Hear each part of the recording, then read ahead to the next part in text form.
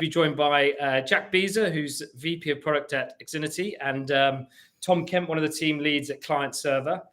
Jack, I wonder if we can kind of start things off maybe with a little intro into you and your job at Exinity, what you're doing there.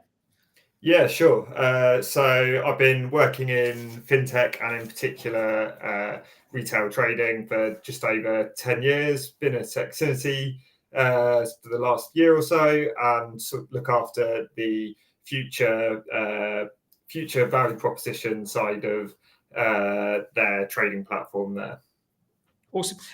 I know. So today's kind of topic, we're gonna delve into AI and the impact that has on product management, which is, I know, your area of expertise. I feel like it's like a really hot topic at the moment. We've had a couple of episodes on generative AI, what AI and machine learning means in the DevOps space. Maybe you could tell, like, for AI and product management development, what are you seeing? What does that kind of mean to you in your everyday world? It's a really interesting question because I think we're all still trying to work out what the answer to it is. And I think a lot of what we're doing now will probably, we'll look back and it'll be quite funny to look at the ways we thought we could use it, the ways we didn't see we could use it. So sort of scrabbling around and trying to learn what it means for us. But I think it will fundamentally change the role of product development. It's going to be a lot more hands-on, a lot more early prototyping that's going to be possible, and it definitely, I'm already seeing it in my own work, it's going to be an accelerator for a lot of the boring and repetitive bits of work. So I think you can break it up into different chunks of, like, the process side of things, and how it's actually going to change the products that we build in at the end. But it's very unknown, but it's quite exciting at this point. So with that in mind, I suppose at the moment, as you said, I think it's one of those, everyone fears it, everyone wants to implement it, everyone wants to use it, but kind of not sure to what level. You mentioned there about the development process. Like, as it currently stands, how has AI transformed, like, that development process day to day for, like, everyone trying to get an understanding of it, I suppose? So for the developers themselves, I'm sure that, they would talk about it quite differently, but just their process for where Stack Overflow was once dominant, ChatGPT is increasingly dominant. But I think things will look quite different by the time they get to developers. Now it's going to be that initial ideation process. There's going to be more of a role on the product manager and product designers to do more of the prototyping themselves, because they'll be able to. Product management has sometimes been a bit of a delivery or coordinating function, and that's often been because the what you're trying to build is so technical, and if you want to do a proof of concept, you need to get someone, even if it's quite a lightweight version of it, they would go away, spend a couple of hours, write it in code. Now there's going to be the possibility to do some of that yourself. It may not be scalable at that point, but you could get it in front of someone and start learning lessons a lot quicker. So I definitely think, my role, or product managers who don't come from either a design or a development background themselves, are going to have to really change the way they approach their work. And it should be really exciting and be allow for much quicker iteration and a much better understanding of what you can build. But it's going to be all change, and I think the product designer role is going to be a really strong that role is going to grow, and people from that sort of background are going to have find that they can take an even larger part of the product life cycle into what they do. And probably people like me who come from more of a sort of delivery or coordinating background with product are going to have to upskill quite quickly to cope with the changes. You mentioned, so you mentioned obviously ChatGPT there, and I think that's where I guess this kind of whole AI revolution seemed to be taking off when that kind of hit the mainstream. And that's what most people would think of when you say AI. I mean, Is that what most product managers are using, or are there different tools that they're kind of bringing in with it? Yeah, so the ChatGPT is definitely the dominant one. That's the one that is currently starting to infiltrate and change what we're doing, or I should say, alongside Bard and these large language models. I think that they are going to change everyone's jobs, and companies will have their own setups around them. There will be assistants which are tailored to particular projects or to particular divisions within the company. And a lot of it is reliant on how ChatGPT or Bard choose to develop their products. So this week with the assistants that they have, they introduced the ability to be able to add different assistants. So you can have one assistant that is primed with information about one part of your business and another assistant that's primed on another part. So you can start knitting those together. How they get kept up to date and who gets to define what is the truth that these assistants know and how they believe it, that's all up for grabs at the moment, and it's going to be an interesting thing to see how that gets operationalized within companies, because I'm sure most people have played around with ChatGPT, and while it's mind-blowing the first time you play with it, once you start to scratch at the surface, you realize it will very confidently tell you a lot of things that it's not actually that sure about, or is based on not great. It's like having a super enthusiastic intern who you give them a task and they'll just come back with everything they can think of on it. And it takes quite a lot of learning how to tailor the information you give it and what you're asking for it and how you use that information. Because while I think it's going to really improve things like weekly updates and the quality of user stories. You can have a really standardized format, enforce that these things are written in a nice, clear and concise style, which is often quite hard within a business. But one of the best phrases I've heard about it is, if no one can be bothered to write it, I can't be bothered to read it. And that's going to be, people are just chucking this stuff out there without truly understanding it. It's going to be no better whether it's written in, nice, clear language or not. If it's the wrong information, if anything, it'll be worse, because it'll be really effective wrong information that's out there. Well, I guess you get people speaking very confidently about all these things that have been spouted out by it, and actually they're miles away, I guess. Yes, yeah, absolutely. It's an interesting comparison, the intern thing, because from my understanding is rather than being scared of it, trying to embrace it, is effectively it's going to hopefully give you more data, more information quicker, which then allows the decision makers, the product owners like you and managers, that can then strategize about where the business needs to go, what needs to happen, but in a shorter, more concise time. You said there about, obviously the main thing is going to be the validation of the data and how correct is it.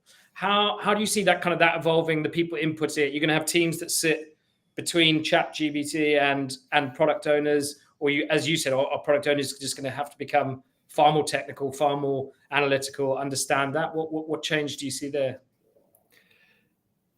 So I guess I don't know is the short answer, because we're trying to work it out. If I had to predict the way it go, I think the way that you maintain a internal knowledge base, so say your Confluence or something like that, that might become the context which is provided to your assistants, and it will become the same way that currently it's really important that they are kept up to date. There's nothing worse than an out of date internal knowledge base. It will be really important that assistants are maintained, and it will be, if you're a product led company, it will be product that'll be a role that I think sits within product to make sure that product as a coordinating function, where you're ensuring that all the thousands of decisions that get made within a business every day are done so with a knowledge of where we're trying to be, who the customer is, why we're trying to do it. You can really supercharge that. You can build, AI is great at personas. You can build all your personas into assistants and ask them questions about how they'd feel about something, what they do. It's it's not going to give you great answers. It doesn't replace talking to your customers or do it, but it's an accelerator. It allows you to just dip your toe in the water, have a quick check, think it can automatically generate on, what are the a default reaction from X number of different personas might be. And then it will allow you to go out and validate that with customers. But I think the importance of maintaining it will depend on where a power within the company lies, but it will be important. If it's being used heavily, who maintains it will have a lot of influence. And then the way it will be used is it won't be an oracle on this stuff. It'll be an accelerator to then allow people get to the value creating part of their job a lot quicker. I guess that could be a potential danger for a company as well, isn't it? I guess if the persona ends up being incorrect, or as you said, isn't updated, and you end up using a persona that's a couple of years out of date and isn't then validated with the customers, you could build products that potentially aren't what your customers are looking for. Yes, I definitely can imagine it being used badly and in a company sort of sleepwalking forward in a way where there's loads of documents being created, there's loads of work at the surface level that looks like it's being done, but it doesn't replace actual engagement. What it can do is probably hide a lack of engagement quite effectively. So, it's definitely not a silver bullet in terms of doing a job for you, but it should make an engaged team work a lot quicker. But we're saying all of this, and every time a new model comes out, it seems to change everything. So I was talking to someone about doing this the other day. I'll say it's an absolute fool's errand at the moment, predicting stuff around AI. But if you don't engage and think about it, you can get left behind pretty quickly. Well, funny enough, I actually think one of the most interesting things would be to get you back on in a year's time and actually see the change and figure out this is what everyone thought was going to happen. This is the reality of it. The chat GPT that replaces me can come on and do it. So maybe to give me, and especially from a layman's point of view, we've spoken about, I suppose, how can impact user experience, feedback data from a pure decision-making process for you day to day. How does that improve? How does that give you more time or help you make a better decision? So at the moment, the way that it's saving me the most time is taking communication or writing up decisions when I've got a set of rough notes, being able to quickly turn it into something where I'm like, yes, that describes what I'm trying to say in a clear and concise way to communicate out to people. It's quite a cautious use of it, and I think it's how a lot of people are using it.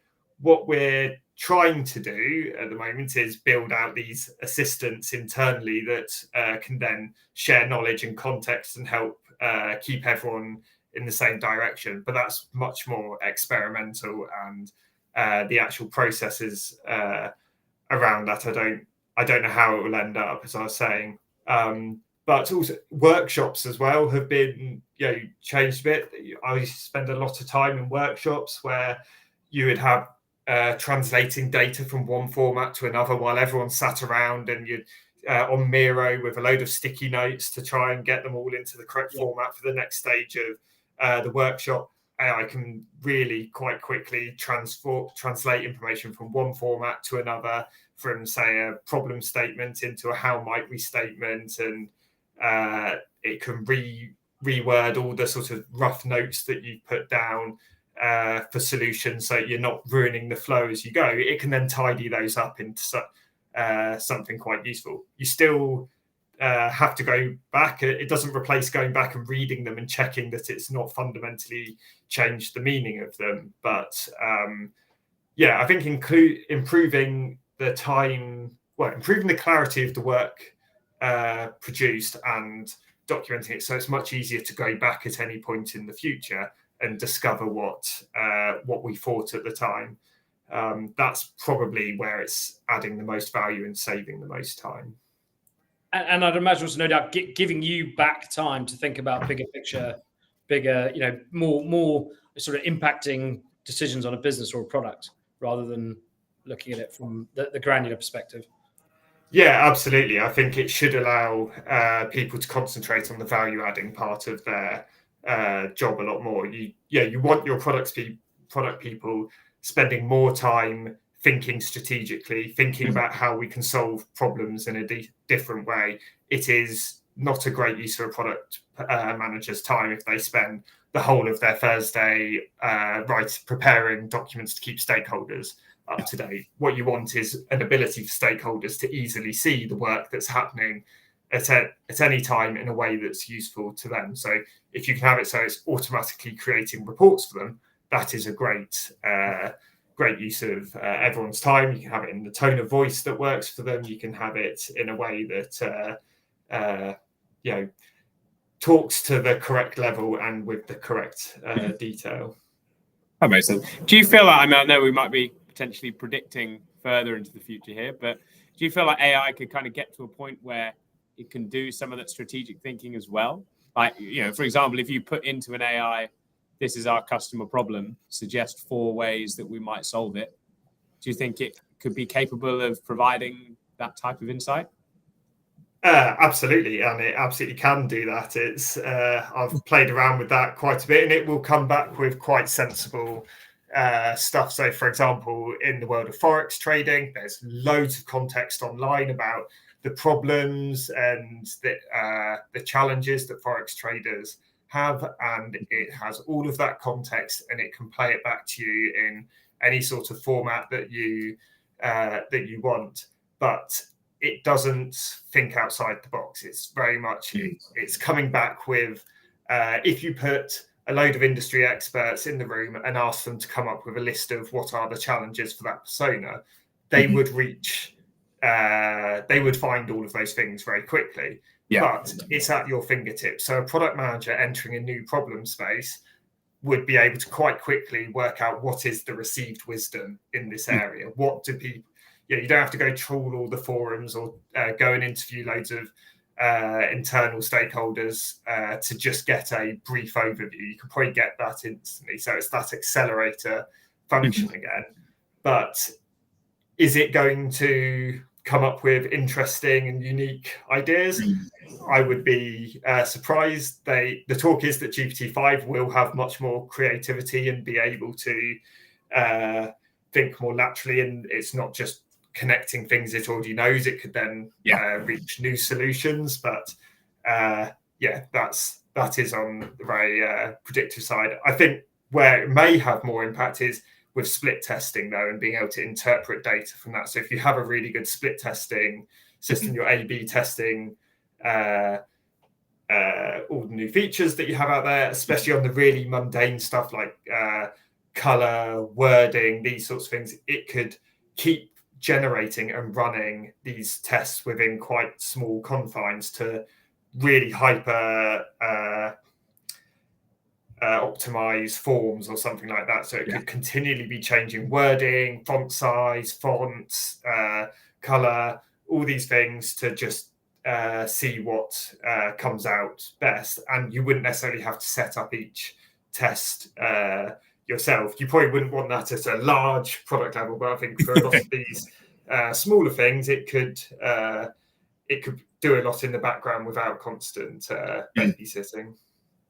Kind of a broader question, which I feel like could open a can of worms here, is they sort of getting better and better and potentially coming up with solutions. Do you envisage any ethical implications that AI might have in certain markets or industries? Yeah, well, I guess in financial industries, it's giving financial advice. It's suggesting actions for the user to take. It confidently returning information that perhaps is either incorrect or it has misunderstood. There's going to be very tight tolerances within which you'll want it to operate, and that is not the strength of a large language model. The point is that it can extensively deal with a lot of different problems and meander around with different thoughts and different ways to approach a problem. So I think it's the data security side of it for users and who you trust to be able to give this really bespoke experience to you. Because same way that if two people log into Amazon now, if you've used your account for several months, you will have very different homepages that you come to that suggest very different things. That is going to become easier and easier for companies to provide something that is entirely bespoke to you as a user. But in order to have that, you will have to give them the information about yourself. And before, that's usually been things you've bought historically, your income bracket, the basic demographics, because most of that stuff was run off if this then that statement, or people with a similar profile did this, so we'll recommend it. Whereas it's going to be making many more judgment calls about the user. And I think the freedom of information requests that could come in and what could come back about it would be a lot more dangerous with AI, because it can form opinions. It could. I would hate to go to my bank and have a freedom of information. It says, well, this guy's absolutely reckless. He's in the pub every night. That's not what you want to think your bank has information on you about. So I suppose it also then kind of bridges a couple of things. It would need to be heavily regulated and heavily governed, if, as I said, if it was kind of getting that complete freedom, wouldn't it? Yeah, absolutely. And you can already see the move towards having large language models running locally on people's devices, so their information isn't having to leave their device. And the sort of Wild West we're currently in, where anything's possible, there's not many constraints on it.